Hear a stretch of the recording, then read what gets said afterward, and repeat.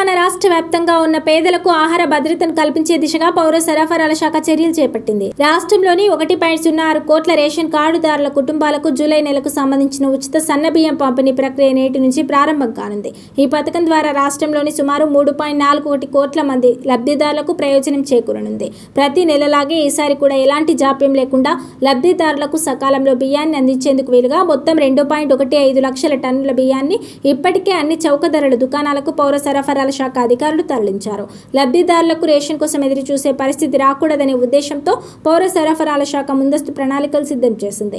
ఇందులో భాగంగా జూలై నెలకు అవసరమైన 2.15 లక్షల టన్నుల బఫర్ స్టాక్ను గడువు కంటే ముందే గ్రామ, వార్డు స్థాయిలోని రేషన్ దుకాణాలకు విజయవంతంగా చేరవేసింది.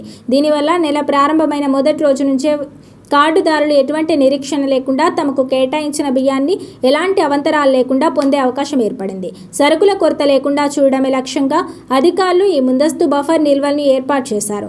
గతంలో యాసంగి సీజన్కు సంబంధించిన ధాన్యం కొనుగోలు భారీ ఎత్తున జరగడంతో రాష్ట్రంలోని ప్రభుత్వ గోదాముల్లో నిల్వ సామర్థ్యం, స్థల లభ్యత సమస్య తీవ్రంగా మారింది. FCI నిబంధనల ప్రకారం కేంద్ర ప్రభుత్వ సూచనల మేరకు ఈ సమస్యను అధిగమించడానికి రాష్ట్ర ప్రభుత్వం ఒక వినూత్న నిర్ణయం తీసుకుంది. 3 నెలలు ఏప్రిల్, మే, జూన్ కోటాను ఏకకాలంలో పంపిణీ చేయాలని కేంద్రం సూచించడంతో పౌర సరఫరాల శాఖ ఏప్రిల్ నెలలోనే లబ్ధిదారులకు 3 నెలల సన్నబియ్యాన్ని ఒకేసారి అందించింది.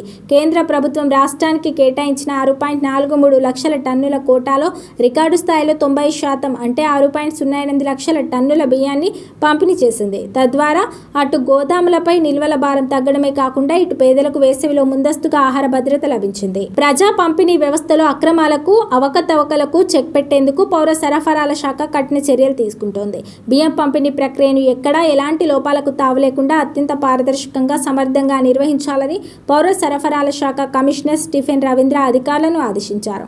మంగళవారం ఆయన ఉన్నత స్థాయి సమీక్ష సమావేశం నిర్వహించి కీలక మార్గదర్శకాలు జారీ చేశారు. క్షేత్రస్థాయిలో డిజిటల్ లావాదేవీలు, ఈ-పాస్ యంత్రాల ద్వారా బయోమెట్రిక్ ధృవీకరణ ప్రక్రియను ఎప్పటికప్పుడు పర్యవేక్షించాలని స్పష్టం చేశారు. రేషన్ షాపుల్లో అమర్చిన డిజిటల్ బరువు తూకాల యంత్రాలను ఎన్ఫోర్స్మెంట్ అధికారులు నిరంతరం తనిఖీ చేయాలని, లబ్ధిదారులకు 1 గ్రామ్ కూడా తక్కువ కాకుండా సరైన పరిమాణంలో నాణ్యమైన బియ్యం అందేలా చూడాలన్నారు. బియ్యం అక్రమ రవాణాకు పాల్పడే వారిపై కఠిన చర్యలు తీసుకుంటామని ఆయన హెచ్చరించారు.